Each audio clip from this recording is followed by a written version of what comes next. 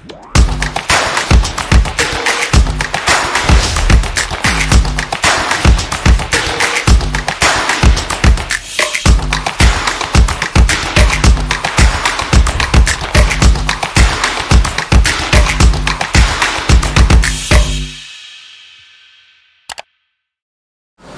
guys mania, ketemu lagi dengan gua Tommy Airbrush.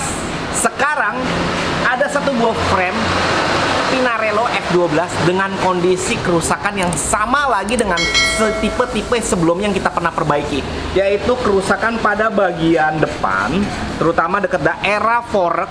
Ini mengalami kerusakan, pecah, dan juga ini sudah cukup parah untuk bagian depan dan juga di bagian samping seperti ini.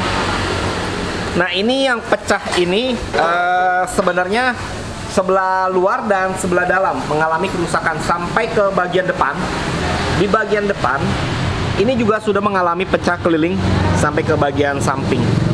Nah, buat teman-teman yang pecah untuk framenya ataupun merek apapun juga yang sepeda-sepeda karbon bisa diperbaiki, khususnya di bagian-bagian tertentu yang vital sekalipun kita bisa memperbaiki untuk frame seperti ini. Jika teman-teman mengalami kerusakan frame seperti ini di bagian manapun, karena di tempat kami di bengkel Tommy Airbrush bisa memperbaiki untuk frame-frame karbon yang pecah seperti ini.